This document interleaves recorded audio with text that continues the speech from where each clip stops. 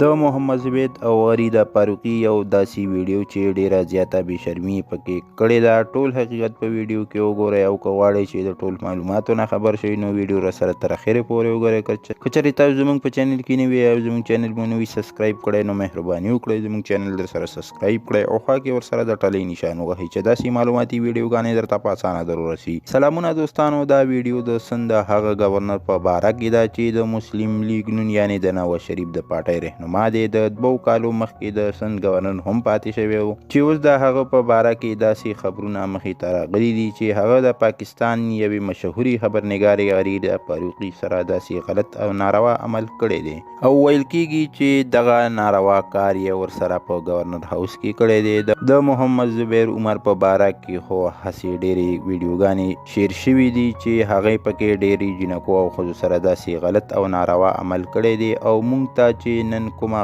خبر مخې ته راغلی نو هغه د خبریالې غریده فاروقي په باره کې دی چې محمد زبیر عمر ورسره داسې غلط کار کړی دی چې هغه ویډیو هم وایرل شوې ده او په سوشل میډیا باندې ډیره زیاته چلیږي. نو دغه ویډیو هم در سره شریکوم ملګرو. له دې نه مخکې خو به زه دا ووایم چې د دغه ویډیو تردید غریده فاروقي او محمد زبیر هم کړی دی او ویلي دي چې دا زموږ ویډیو نه ده او د هغې به موږ خلک الزامونه لګوي، خو چې په دوی ویډیو کې کوم لباس لیدل کېږي نو خلک وایي چې دا د غریده فاروقي دی. له دې نه څو ورځې وړاندې غریده فاروقي او محمد زبیر عمر سره انټرویو کړی وه. نو د انټرویو د دوران او د دغه غلط کار د ویډیو کېدو دواړو یو شانتي دي، خو بیا هم غریده فاروقي وایي چې زه نه یم او هغه د دې ویډیو په خلاف قانوني کاروي هم غوښتنه کړې ده او وایي چې په دې باره کې موږ سابقه گورنر محمد زبیر سره هم رابطې کړي دي او هغه ویلي چې دا ما پسې دروغ ویلي کېږي. دوستانو، هسې هم پارلماني او صدارتي الیکشن رانږدې دی